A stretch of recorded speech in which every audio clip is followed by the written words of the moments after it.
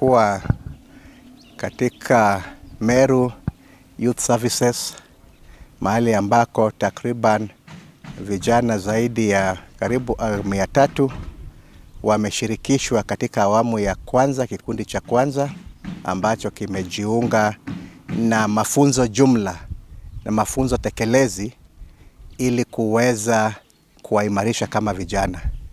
Na nafikiria kwamba itakuwa ni makosa makubwa ikiwa sitompongeza gavana na serikali ya gatuzi letu la Meru kwa kuweza kurejesha mpango huu, haswa tukijua kwamba vijana ndo wamekuwa watu ambao wana matatizo mengi kwa sababu ya kukosa mwongozo na mwelekeo. Hivyo basi ningependa kuhimiza, kwa sababu nimekuwa na wale vijana, tumezungumza mengi kuhusu kuwa raia wema, tumezungumza kuhusu haki zao, tumezungumza na wao kuhusu kuwa tayari na kuwa ange ili kutazamia siku za usoni, wakiwa na fikra safi, wakiwa na taswira ya yale ambao wangependa kufanya katika kuchangia ujamhuri wetu, ili jamhuri yetu iwe ni jamhuri yenye kusifika na jamhuri ambayo inaweza kutumika kama kielelezo. Ningependa kuwashauri vijana wengine, hata na wazazi wao kokote, ya kwamba mradi kama huu na mpangilio kama huu ni mpangilio mzuri sana.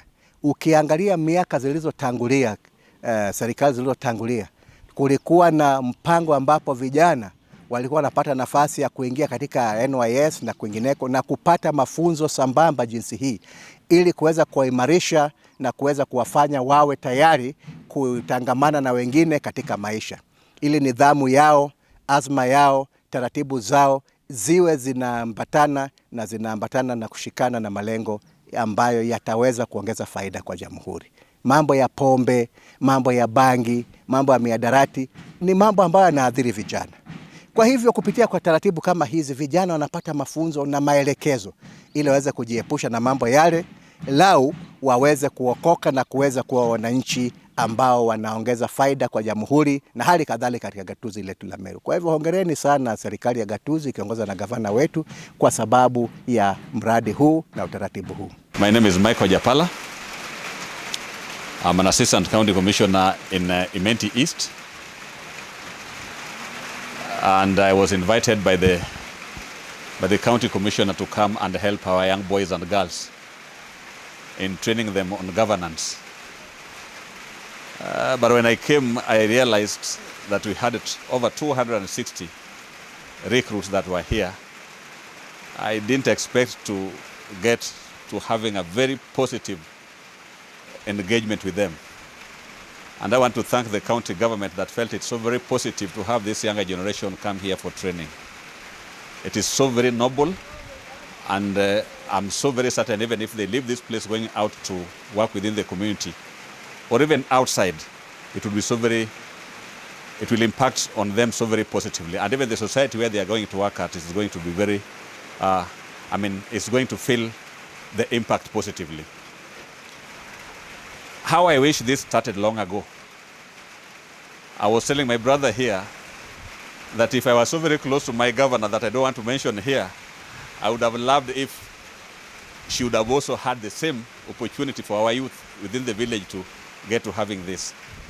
Some of these kind of trainings, we only see them either in paramilitary, where some of us have attended.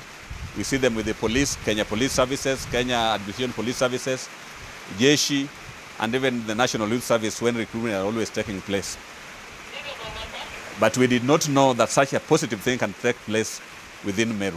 Kimbita wa Anthony Kiremi, Assistant Chief Kongwacheke Sub-Location, in Kaaga Location, Imenti North Sub-County. So the Imenti East, I thank you for this opportunity. Irabu at youth betu bomba go trainwa, then kenda ba prosindi ko gita courses irecha bata dia maishene, kure nya county ingi. Bagi mfano wajibu mwanano wetoga pendere go train youth kenda ya tuli this number of employment na to create nya skills injaga ire chombo tutade nya tu ingwa tutika kwa other skills from outside the country, whereas to na skills be ana betomba kutango nya chestima ko cha ko dia roje kugicha ko chuka metundu nya kuruga youth bero na abale na ngavana nongere na mbera ko train kenda na betu bendera na mbere kuta kutruna bamba kuitethia.